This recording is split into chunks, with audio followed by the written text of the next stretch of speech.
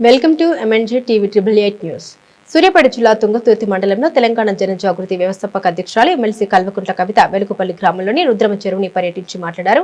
BRS ప్రభుత్వం 2 elections లో అభివృద్ధి కోసం ప్రామిస్ చేసి చేయలేదని, ఇప్పుడున్న కాంగ్రెస్ ప్రభుత్వం ఇదే రుద్రమ చెరువు పైన లక్నవరం కట్టిస్తామంటే ఇప్పటి వరకు ఒక్క ఫైల్ కూడా ముందుకు సాగలేదన్నారు. దాదాపు 70 ఎకరాల విస్తీర్ణంతో ఉన్నటువంటి రుద్రమ చెరువుకు గోదావరి నీళ్లను వెంటనే తీసుకురావాలన్నారు. అనంతరం తుంగతుర్తిలోని ఏరియా హాస్పిటల్లో పర్యటించి అక్కడి రోగులతో కలిసి మాట్లాడి సమస్యలు అడిగి తెలుసుకుని రోగులకు నాణ్యమైన ఆహారాన్ని అందించాలని, మెరుగైన వైద్యం అందించాలని వారన్నారు.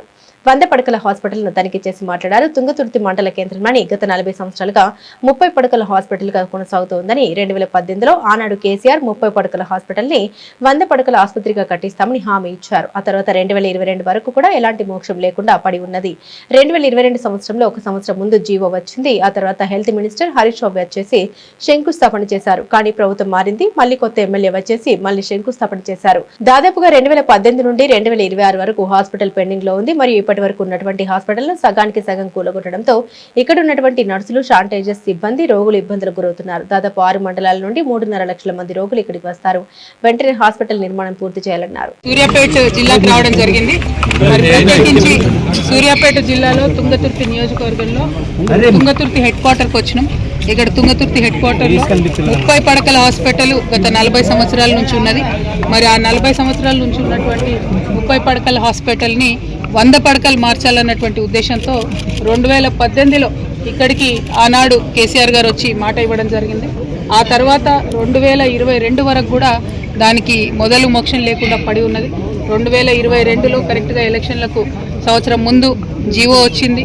ఆ తర్వాత హరీష్ రావు గారు వచ్చి శంకుస్థాపన చేశారు, అప్పుడు హెల్త్ మినిస్టర్గా.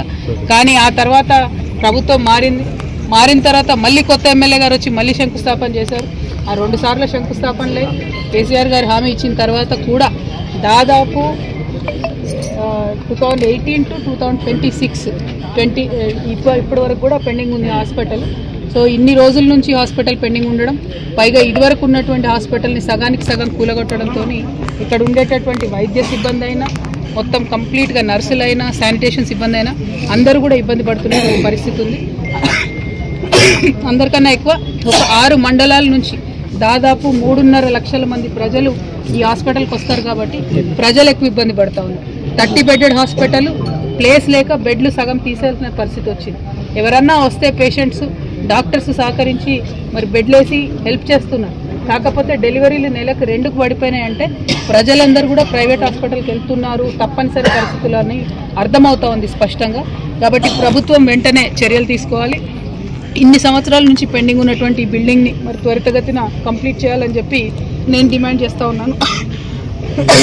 సారీ, కొంచెం ఫీవర్ ఉంది. అందరు ఇక్కడ లోకలేనా?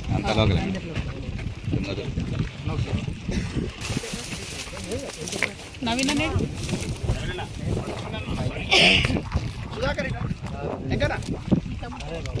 నమస్కారం. తెలంగాణ జాగృతి జనంబాట కార్యక్రమంలో భాగంగా ఇవాళ సూర్యాపేట జిల్లాకు రావడం జరిగింది. మరి సూర్యాపేట జిల్లా ముందు నుండి కూడా సాయుధ పోరాటానికి పెట్టింది పేరుగా, విప్లవోద్యమాలకు పెట్టింది పేరుగా, ప్రజలు జాగృతం చేసేటటువంటి జిల్లాగా సూర్యాపేట జిల్లాను మేమందరం కూడా తలుచుకుంటూ ఉంటాం. మరి అనేక మంది అమరవీరులు ఇప్పుడే కాదు, సాయుధ రైతాంగ పోరాటం నుంచి ఉన్నటువంటి వాళ్ళు, బండెనక బండిగట్టి అనేటటువంటి పాటతోని విప్లవోద్యమాన్ని రగిలించినటువంటి బండి యాదగిరి గారు, అందరూ కూడా ఇదే ప్రాంతానికి చెందినటువంటి వాళ్ళు. ఆ మహనీయులను అందరినీ తలుచుకుంటూ మరి సూర్యాపేట జిల్లాలో జరగాల్సినటువంటి అభివృద్ధి ఎక్కడ ఆగింది, ఎలా ముందుకెళ్ళొచ్చు, దాంట్లో మాలాంటి సంస్థలు, మాలాంటి వ్యక్తులు ఎటువంటి పాత్ర పోషించవచ్చు అనేటటువంటి అంశం మీద ఈ జిల్లా పర్యటన చేస్తూ ఉన్నాం. జాగృతి జనంబాట కార్యక్రమంలో ప్రధానంగా నీటి వనరులు, స్కూళ్ళు, అదేవిధంగా హాస్పిటల్స్ మీద మేజర్గా ఫోకస్ పెట్టడం జరిగింది. ఇవాళ సూర్యాపేట జిల్లాకు ఎంటర్ అవ్వగానే మరి అరవపల్లి మండలం నుంచి ఎంటర్ అయినాం. అక్కడ KGBV స్కూల్ చూసినాం. మరి అది ఎప్పుడు వాన వస్తే, 10 ఏళ్ల నుంచి స్కూల్ కడితే ఎప్పుడు వాన వస్తే ప్రతి వానాకాలం కూడా నిండా స్కూల్ మునిగిపోవడం, పిల్లలందరినీ ఫస్ట్ ఫ్లోర్కి పంపించడం, అదేవిధంగా వాన లేని టైంలో కూడా చుట్టూ చెరువు మధ్యలో కట్టారు కాబట్టి నీరు నిలిచి ఉండడం, దోమలు, రకరకాల ఇన్ఫెక్షన్లు, పిల్లలు ఇబ్బంది పడుతున్నటువంటి సందర్భాన్ని కూడా అక్కడ చూడడం జరిగింది.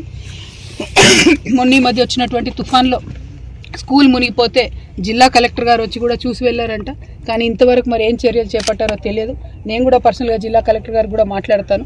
ఏం చర్యలు చేపట్టారో ఏందన్న విషయాన్ని కూడా పరిశీలన చేయడం జరుగుతుంది. అదేవిధంగా ఆ తర్వాత రుద్రమ చెరువుకు వచ్చినాం. మధ్యలో ఎస్ఆర్ఎస్పి కాలువలు పరిశీలన చేసుకుంటూ వచ్చినాం.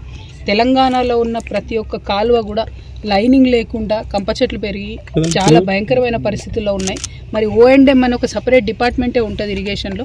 కానీ ఆపరేషన్ అండ్ మెయింటెనెన్స్ అనే ఆ డిపార్ట్మెంట్కి నిధులు ఎన్నడూ 10 ఏళ్ళు బీఆర్ఎస్లో అయినా 2 ఏళ్ళు కాంగ్రెస్లో అయినా ఎన్నడూ నిధులు ఇవ్వలేదు. కాబట్టి ఏ ఒక్క కాలువ కూడా సరిగ్గా ఉన్నటువంటి పరిస్థితి లేదు. మేము చూసినటువంటి మెయిన్ కెనాల్ ఏదైతే ఇక్కడ సూర్యాపేట ప్రాంతానికి నీళ్ళు ఇచ్చేటటువంటి 70 డిస్ట్రిబ్యూటరీ కెనాల్ని మేము చూడడం జరిగింది. చాలా 70 కిలోమీటర్లు పోయేటటువంటి కాలువ, దాదాపు కోదాడ వరకు నీళ్లు తీసుకెళ్లే కాలువ. ఆ కాలువ కూడా ఏమాత్రం కూడా మెయింటెనెన్స్ లేకపోవడం నిజంగా దారుణం. ఆ తర్వాత మేము రుద్రమ చెరువు దగ్గరకు వచ్చినాం. యాజ్ ఇట్ ఈస్గా న్యాచురల్గా 700 ఎకరాల విస్తీర్ణంలో ఉన్నటువంటి చెరువు ఇప్పటికీ ఇక్కడ ప్రాంత ప్రజలకు ఉపయోగపడుతుంది. కానీ ఈ చెరువుకి గోదావరి నీళ్లు రావాల్సినటువంటి అవసరం ఉంది. 1.5 కిలోమీటర్ల డిస్ట్రిబ్యూటరీ కాలువ తవ్వకుండా ఉండడం వల్ల ఇప్పుడు కూడా ఇక్కడ నుంచి గోదావరి నీళ్లు రావడం లేదు. పైగా ఈ చెరువుని 5 TMC పెద్ద రిజర్వాయర్గా చేస్తామని చెప్పి బీఆర్ఎస్ గవర్నమెంట్లో ఉన్న పెద్ద నాయకులు 2 ఎలక్షన్లలో కూడా ప్రామిస్ చేసి చేయకుండా వదిలేశారు. కాంగ్రెస్ వాళ్ళు కూడా ఇప్పుడు వచ్చి మరి దీన్ని లక్నవరం చేస్తాము, టూరిస్ట్ స్పాట్ చేస్తామని చెప్పి చెప్తున్నారట. వాళ్ళు కూడా అనడమే తప్పితే ఒక ఫైల్ కూడా ముందుకు కదలనటువంటి పరిస్థితి ఉంది. అట్లా కాకుండా నల్గొండలో ఏదైతే ఎస్ఆర్ఎస్పి స్టేజ్ 2 పైన ఎక్కడైతే రిజర్వాయర్స్ లేవో నల్గొండలో రిజర్వాయర్స్ రావాల్సినటువంటి అవసరం ఉంది.